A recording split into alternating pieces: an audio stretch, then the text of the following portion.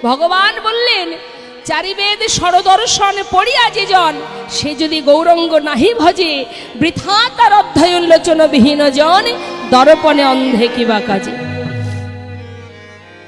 তার মানে বাবা,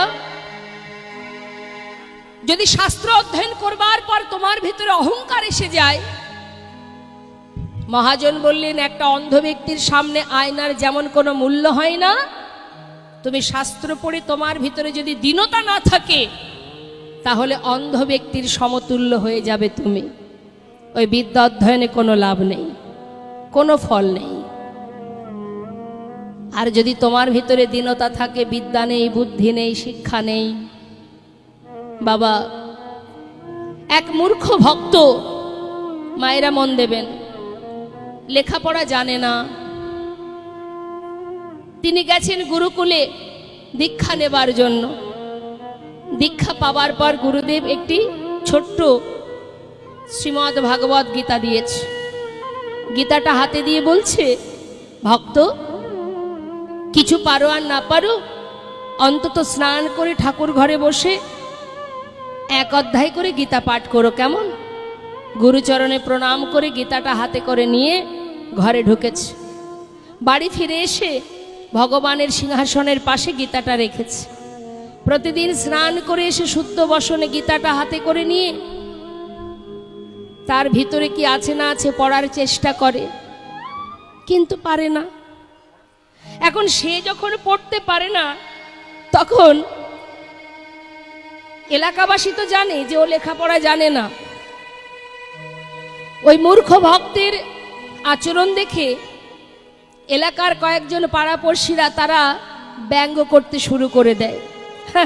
লেখাপড়া জানে না, সে আবার গীতা হাতে করে নিয়ে দেখো কত কাণ্ড করছে, যেন মনে হচ্ছে গীতার মধ্যে কি আছে সব ওর পড়া শেষ হয়ে গেছে। সবাই মৃদু মৃদু হাসে, ঠাট্টা করে, ব্যঙ্গ করে, কিন্তু সে কারোর কথা ভ্রুক্ষেপ না করে পড়তে পারুক আর না পারুক, গীতার উপরে যে ছবিটা থাকে না মা, ছবিটা কি আছে? অর্জুন বসে আছে রথে, আর রথটা চালাচ্ছে বিশ্ব ব্রহ্মাণ্ডের মালিক নিতাই গৌর হরিবোল হরিবোল। সে প্রতিদিনই কাঁদে, হে প্রভু, তুমি আমাকে বিদ্যা দাওনি ঠিকই, কিন্তু দেখার নয়ন তো দিয়েছ।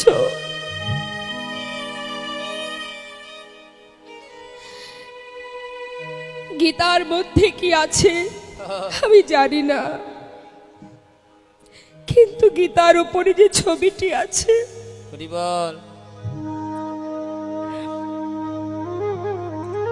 সেটা তো আমি দেখতে পাচ্ছি যে তুমি কত বড় দয়াল, কত করুণা তোমার, জীবের প্রতি কত ভালোবাসা তোমার। কেউ যদি তোমাকে একটু ভালোবাসে, তাকে যে তুমি তোমার প্রাণ দিয়ে ভালোবাসো। সেই দিন রাত্রে ভগবান স্বপ্নের মধ্যে জিজ্ঞাসা করছে, ভক্ত, প্রতিদিন গীতা হাতে করে নিয়ে কাঁদো, কিন্তু গীতার মধ্যে কি আছো তুমি তো জানো না, তোমার বিদ্যা নেই, তাহলে তুমি গীতার মর্ম কি বুঝেছো যে প্রতিদিন গীতা হাতে করে তুমি কাঁদো? ভগবানকে দর্শন করে বলে উঠলেন, দয়াময়, হরিবল হরিবল, তুমি বিদ্যা আমাকে দাওনি ঠিকই, দেখার যে নয়নটুকু দিয়েছো, আমি গীতার উপরে ছবিটা দেখে শুধু এইটুকু বুঝেছি প্রভু, যে অর্জুন কত বড় ভক্ত, যা রথের সারথি তুমি নিজে, আর তুমি এমনই দয়াল, এমনই করুণাময়।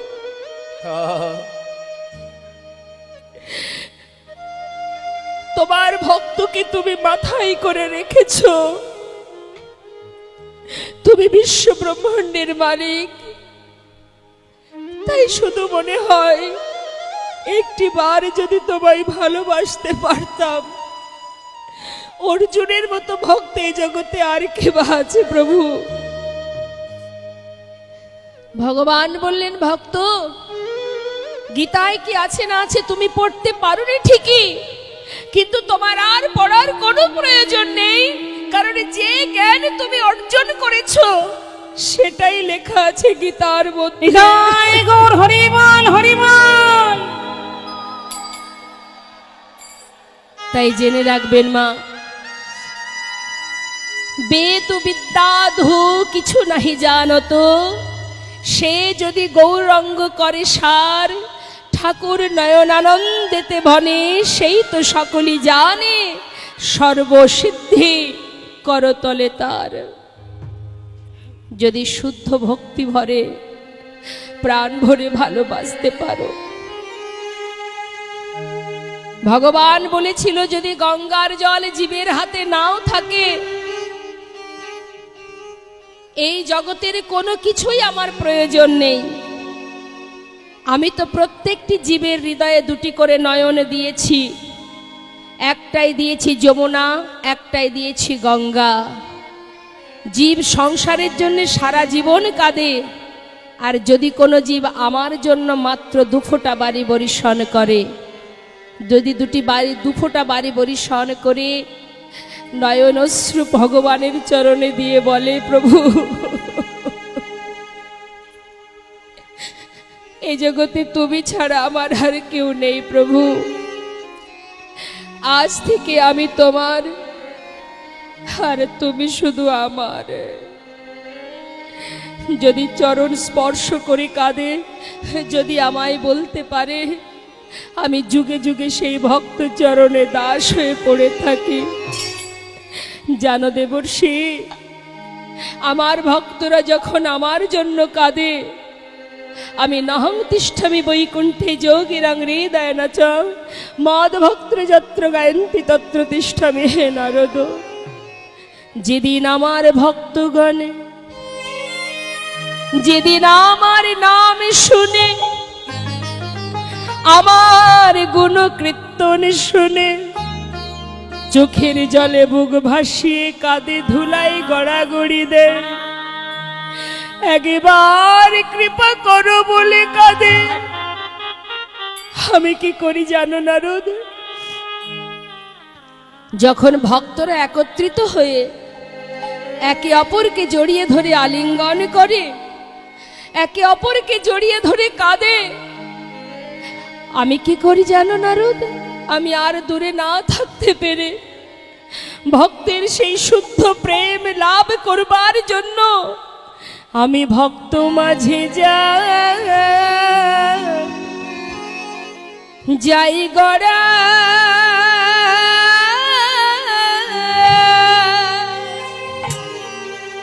গড়াগড়ি।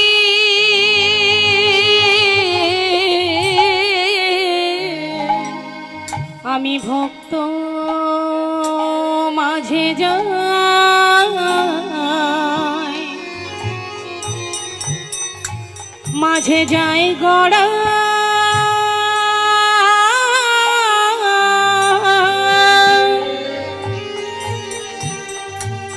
যাই গড়া গড়ি।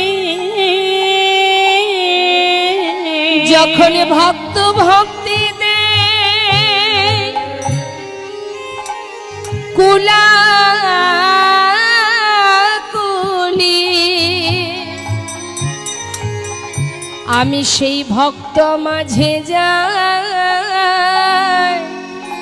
যাই গড়া গড়ি। ওই না ভক্তি ভক্তি হরি বল হরি বল। গাই কোলা কুলি, আমি ভক্ত মাঝে হরি বল হরি বল। যাই করা গরি। তারা নামে প্রেমে